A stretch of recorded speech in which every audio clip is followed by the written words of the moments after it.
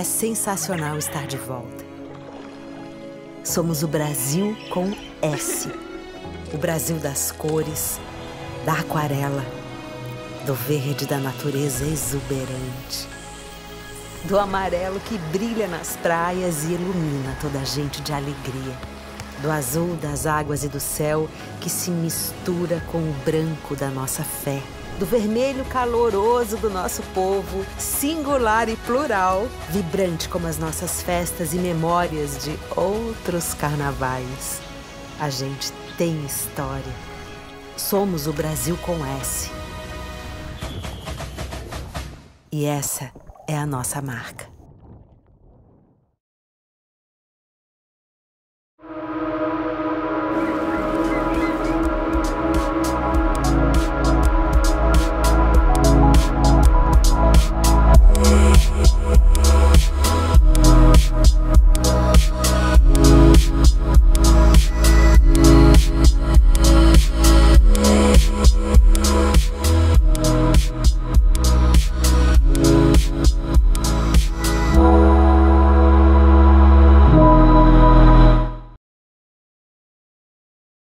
Boa tarde, pessoal.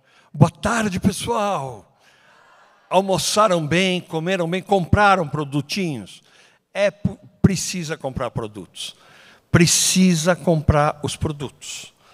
Eles estão lá fora para que vocês vão lá e depois comprem. Tá bom? Por favor. Por quê? Porque a gente sempre acha que o chefe, ele é a estrela, o glamour da coisa. Essa cozinha está mudando, está mudando. Você tem que ser o chefe, mas você tem que ser parte de um organismo como um todo. E esse organismo tem que ter vida, e esse organismo tem que ser atuante, diferente e forte.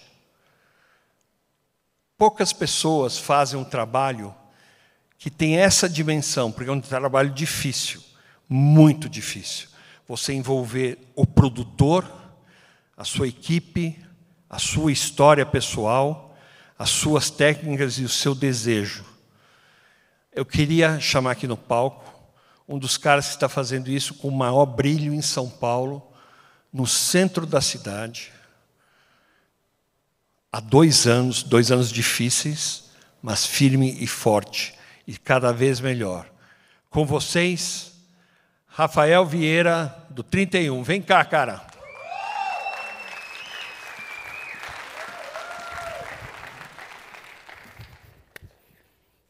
Valeu. Olá, bom, sou Rafael, do 31, como ele falou.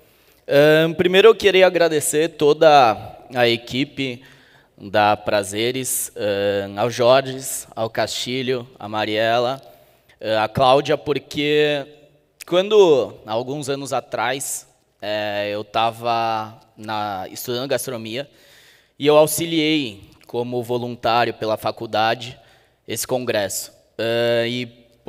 Algumas edições seguintes, eu poder estar no mesmo palco que esse pessoal todo que me inspirou, os grandes chefes e pessoas que me inspiraram muito, é fantástico, é muito gratificante. E, enfim, então só fica meu agradecimento. E para todos que estão assistindo. Eu espero que eu consiga inspirar vocês 1/10 do que eu fui inspirado aqui todas as vezes que eu assisti. Então, bom, o 31 ele começou no fim de 2020. 2 anos e tanto de luta. E a gente tem hoje uma proposta vegetal. Isso por conta de alguns pilares, princípios e técnicas que a gente usa no nosso dia a dia, colocaram a gente numa categoria de restaurante sustentável.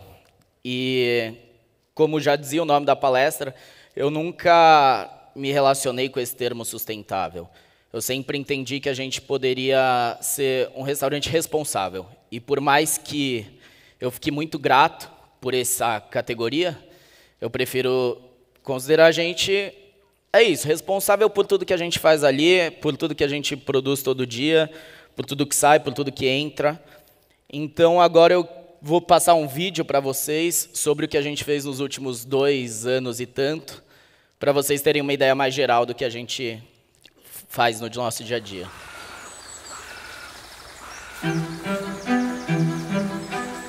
Cozinha, comida, para mim, é uma forma de repensar algo que é tão básico para a gente, que é justamente a alimentação. Aqui eu falo que o 31 não é um restaurante sustentável, é um restaurante responsável. Isso significa que a gente tem responsabilidade sobre o nosso entorno, sobre tudo que a gente usa aqui dentro e tudo que vai sair daqui. Sou Rafael Vieira, chefe do restaurante 31, tenho 29 anos. A gente abriu aqui faz 2 anos, então comecei com 27, mas estou na cozinha desde os 16, então faz um bom tempo. 31, na verdade, a origem é um bar do meu avô, então ele tinha vários bares. 31 era o nome mais bonito e fez muito parte da história dele, então foi um jeito de prestar homenagem. A comida não tem nada a ver com o que a gente serve aqui, mas era uma forma de prestar homenagem para ele. Aqui a gente é um restaurante de alta gastronomia vegetal, então a gente trabalha muito um conceito um tanto minimalista, cozinha de produto, mas ao mesmo tempo com muita produção nossa. A gente não compra nada industrializado, então shoyus, missôs, tamato monossódico, tudo quem faz é a gente.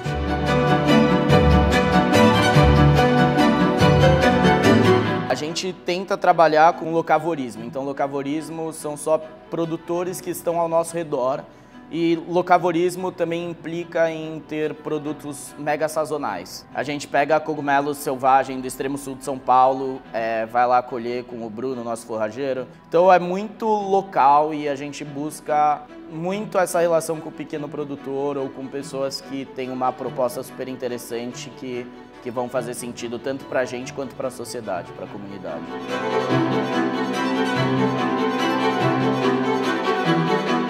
Nenhum restaurante vai ser sustentável, mas a gente pode ser o mais responsável possível, entender toda a cadeia e tentar fazer o melhor que a gente pode. E aí, a partir do momento que você é responsável, você sempre tem espaço para evoluir.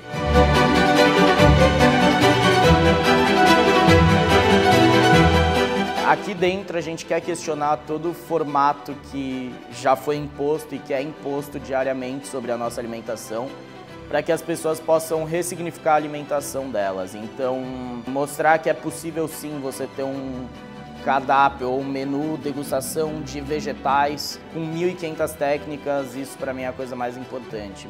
Ressignificar o valor do vegetal na cozinha brasileira, ressignificar o uso integral dos alimentos e tornar isso de alguma forma acessível para o público.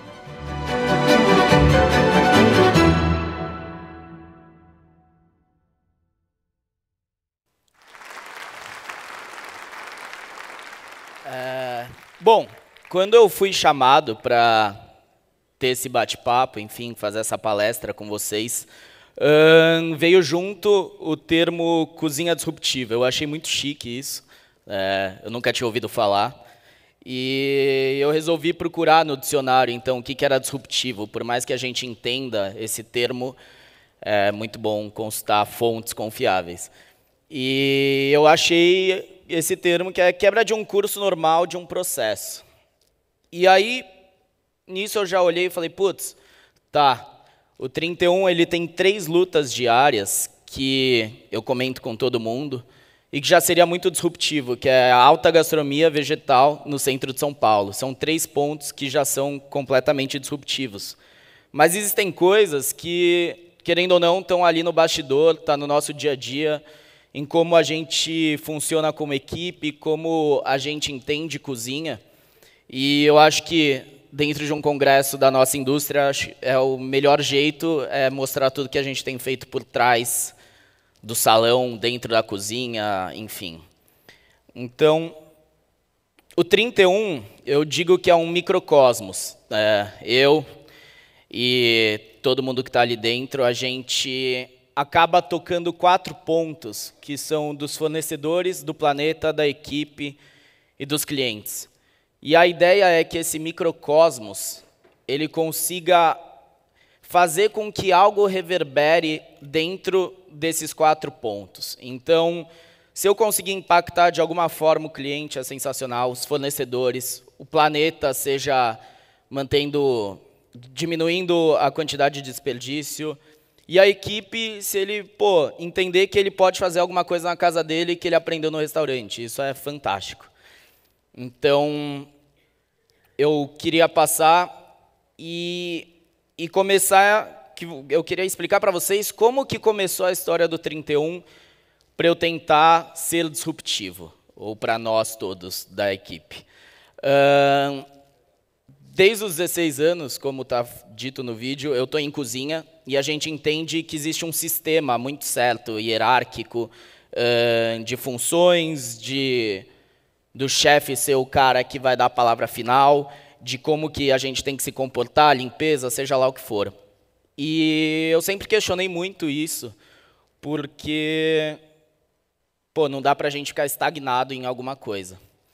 E aí um dia eu folheando um livro que é desse cara, que é o Douglas McMaster. Ele é um chefe, por sinal, pesquisem, do Silo, é um restaurante em Londres, em que ele diz, deu um probleminha aí, mas está tudo bem, waste is a failure of imagination. E isso significa que o desperdício é uma falha da imaginação. E muitos anos atrás, quando eu trabalhava com um chefe, ele dizia que eu não era pago para pensar. E, de fato, nem eu, nem ninguém da brigada era. Mas talvez, se a gente pensasse e pudesse questionar, as coisas não podiam ser melhores. Então, eu comecei a entender que tudo passava por um processo criativo, tudo passava por um senso de humildade que fizesse com que a gente pudesse se desenvolver. Então, a partir disso, eu comecei a formatar o 31, e, sendo um restaurante vegetal, eu entendia que a gente precisava valorizar esse produto de formas que antes nunca foram valorizadas, ou seja, através de técnicas tradicionais, como desidratar, assar, cozinhar, até técnicas mais novas, né, de fermentações e coisas do tipo. Para a gente construir nosso menu no 31, a gente usa um caminho inverso. Então, geralmente, você tem um prato que você quer pôr no teu cardápio, e aí você vai atrás do produtor, do fornecedor, seja lá quem for, e coloca no cardápio. Lá no 31, não. A gente tem 4 menus por ano, acompanhando as estações do ano, e a gente pensa primeiro no ingrediente. Então, a gente vai atrás do fornecedor, entende o que eles vão ter, qual é a safra daquilo, quantidades, e aí já implica em sazonalidade. Então, se durante um mês eu consigo receber 4 quilos de cogumelo selvagem por semana, então eu preciso entender como que eu vou usar isso de alguma forma que eu tenha durante 3, 6 meses. E aí vem a parte das técnicas. As técnicas, elas não são só para você desenvolver o produto final que chega na mesa do cliente, mas sim para a gente evitar desperdício. Esse é o foco principal. Então, se eu tenho uma cebola, vocês já pensaram o quanto de energia que isso é consumido para uma cebola chegar na mesa ou chegar na sua cozinha? Quer dizer, ela é plantada, ela cresce, é beneficiada para ser seca, provavelmente, ela é colhida, chega no teu restaurante e teu cozinheiro vai usar isso. É uma cadeia gigante. E eu acho muito nobre se a gente conseguir usar, inclusive, a casca dela, né? É muito mais rico, você dá muito mais valor para toda essa cadeia do que se você só descascasse a cebola, jogasse metade dela fora, ou 1/8 dela, e usasse o resto. Então, a gente busca ao máximo evitar desperdícios, e esse é o ponto principal dessas técnicas. Depois que e isso leva a muitos testes, né? Muitos erros, muitos acertos, alguns meia boca, e aí a gente vai tentando ao longo do tempo, sem pressa nenhuma, sem pressão, porque eu não preciso disso no cardápio seguinte, nem nada. Mas quando a gente acerta a técnica e chega num produto final, aí sim eu vou entender o uso disso no cardápio. eu e a equipe, a gente vai entender se isso vale entrar nesse cardápio, num próximo, daqui 6 meses, daqui 1 ano. Mas a gente tem esse processo, né, esse produto coringa, que em algum momento vai ser útil. E o grande ponto é, ele evitou um desperdício. E isso, para mim, já é uma vitória. E aí, por último, de fato, vem o uso, que é quando o prato entra no menu degustação, entra no cardápio, enfim. Então, acaba sendo um caminho inverso. A gente acaba pensando primeiro no ingrediente e depois no prato final. E depois de um tempo, quando você se acostuma com isso, é muito rico. Você vê o processo dos cozinheiros se desenvolvendo, a equipe olhando coisas que talvez fossem para o lixo, questionando e tentando mudar, e é muito satisfatório. E aí, uma vez, em um bate-papo, inclusive com o pessoal que está aqui, eu cheguei nessa conclusão, que dentro desse padrão de cozinha que existe hoje, a gente sempre entendeu que a casca, que as aparas, a ponta da abobrinha, a ponta da berinjela, deveria ir para o lixo. Por quê? Porque sim, não existe motivo. E eu comecei a refletir que isso também era o jeito mais fácil de você lidar com o ingrediente. É muito mais fácil você descartar essa casca do que você ter aquilo na tua cabeça, martelando e pensando, pô, por que eu não uso essa casca? O que eu posso fazer com isso? É muito mais fácil você se livrar disso e partir para um próximo processo. Mas é aí que vem essa oportunidade de fazer algo novo. É aí que vem a oportunidade da gente fazer um garum, que é um molho fermentado a partir de proteína animal, de proteína de iogurte, que é aquele descarte quando você está dessorando o iogurte. É aí que vem a oportunidade de você fazer um queijo a partir da parte sólida de um leite de macadâmia. Tudo isso acaba sendo uma ruptura do que a gente entende hoje, do que é descarte e do que não é. Então, o cara que vai dar aula na sequência, Catarina, um chefão que sempre me inspirou na vida, infelizmente ele está lá atrás, não está aqui, falei que ia homenagear ele. Quando eu era estagiário dele, um dia a gente numa conversa, provavelmente ele nem lembra, ele me disse que o não a gente já tem. E é uma frase que todo mundo conhece, mas que isso ficou na minha cabeça desde então. Isso faz muito tempo mesmo. E eu comecei a questionar tudo com o não a gente já tem. Seja para o 31, seja se eu trabalhava em outros restaurantes. E eu passo isso para frente com os meus cozinheiros, com a minha equipe. Então, a gente tem exemplo lá dentro de cozinheiro que saiu da pia, né, da área de limpeza, e hoje inocula koji, que é um fungo super complexo de funcionar, em semente de melão que a gente serve como suco. E é incrível, é uma coisa que eu nunca cogitaria fazer. Mas a partir do momento que você dá essa oportunidade, que você instiga o cara a entender que o não ele já tem, então qualquer coisa que sair dali vai ser promissor, por mais que dê errado, é maravilhoso, é incrível e é muito enriquecedor. E aí a gente vai para um outro pilar do 31, que é o locavorismo.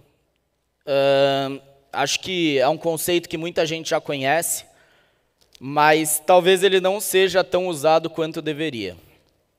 E por que o locavorismo no 31?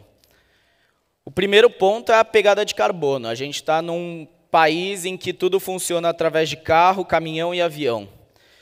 E se eu for pegar um caviar, um atum que veio do Japão, ou até um tucupi que veio do norte, essa cadeia de carbono, essa pegada, é muito maior do que se eu pegar alguma coisa que veio de Parelheiros, que é a zona rural de São Paulo. E é bom para o meio ambiente, querendo ou não. Esse é o primeiro ponto para você tentar trabalhar com produtos com a menor quilometragem de distância do teu restaurante. Depois, por mais maluco que seja, existem muitos produtos que a gente não tem nem ideia que estão a 40 minutos da gente, de carro. Não estou nem falando de algum transporte que seja mais rápido. Então, Hoje a gente trabalha com broto de samambaia, cogumelo selvagem, musgo, algas que crescem em rios aqui ao redor, que inclusive clientes de fora do Brasil falam, pô, mas como você consegue esse cogumelo? Lá fora é super difícil de eu conseguir, eu tenho um limite de compra e não sei o quê. E aí eu falo que se eu não usar, vai virar matéria orgânica, ninguém mais vai usar.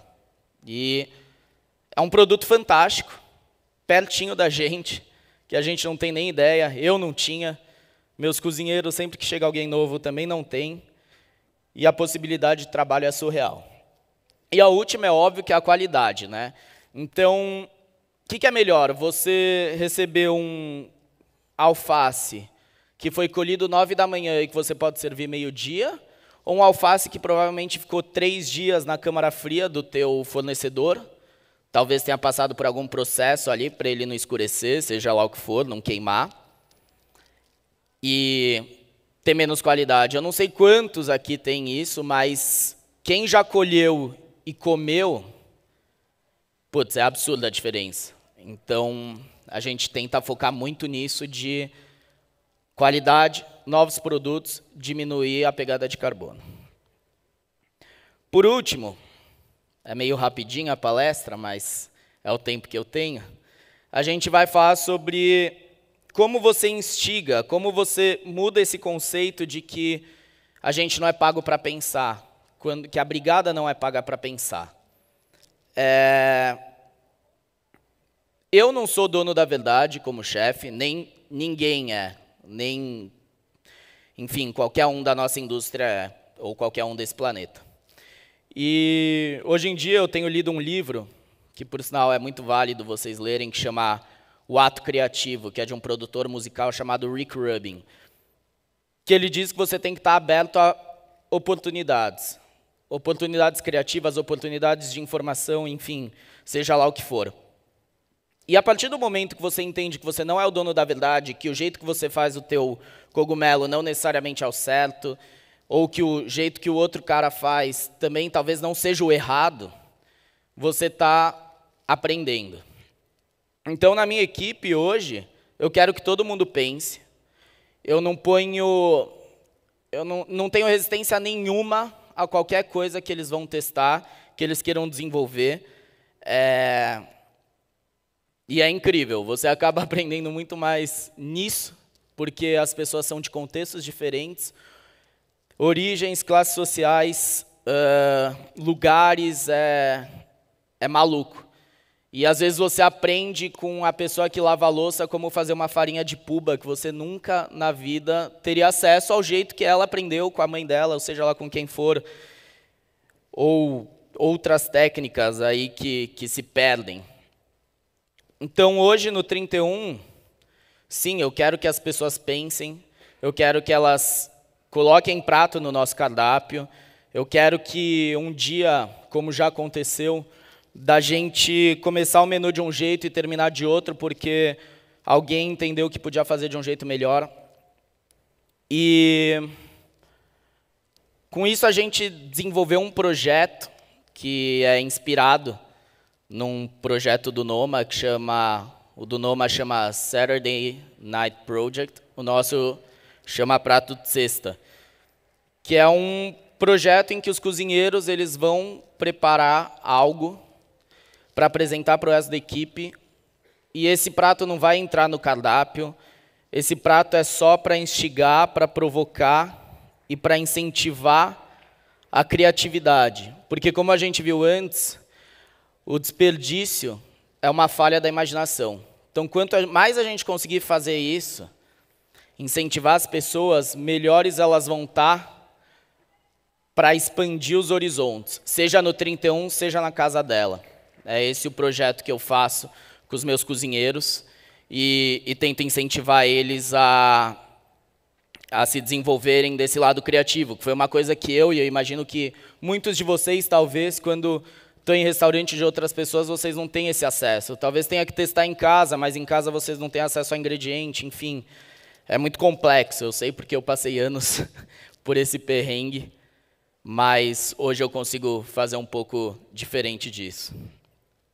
E, para encerrar, eu queria dizer que não existe restaurante sustentável. Por mais que seja muito legal esse termo e está muito na moda, para mim não existe restaurante sustentável, porque sustentável é para o autossustento, não é e restaurante nunca é para autossustento, é uma questão de luxo. E está tudo bem, todo mundo tem direito ao luxo. Mas é necessário que o chefe ou que os funcionários, a brigada toda, entenda que eles têm sim desperdício de água, de plástico, energia, produto de limpeza, seja lá o que for. Existe esse desperdício. Então, o que você pode fazer é ser mais responsável sobre os seus atos. É você olhar aquele plástico, entender que você pode mudar isso, fazer de não sei, usar outro material. É você entender que, em vez de puxar 5 folhas de papel de interfolha, você pode puxar 2. E a partir dessa educação e dessa cobrança diária, que inclusive eu peço para os meus funcionários me cobrarem, que a gente vai ser mais responsável. E quando a gente chegar num patamar de responsabilidade, a gente vai encontrar mais desafios que vão fazer a gente ser mais e mais responsável. Mas é importante saber que nunca é para o autossustento, e sim pelo luxo. Então, eu encerro por aqui. Se alguém tiver dúvida, eu tenho alguns minutinhos. Mas é isso, eu espero que eu tenha inspirado 1/10 do que eu fui inspirado aqui, antes, com outros palestrantes. E agradecer de novo todos que vieram e a equipe da Prazeres por me dar esse espaço e oportunidade para falar um pouco do nosso trabalho. Que grande espaço. Alô? Grande espaço. Muito bem. Essa responsabilidade, essa visão, turma, é necessária. Esse é um restaurante melhor para o mundo, né? Não é o melhor do mundo, mas o melhor para o mundo. Exato. É muito interessante essa frase, eu gosto muito dela. E é do Rodrigo Oliveira, é ele que fala isso. Mas essa responsabilidade é muito importante. Pessoal, obrigado. Ninguém tem nenhuma dúvida? Ninguém tem alguma pergunta? Pronto? Então tá bom. Pessoal, obrigadão. Obrigado.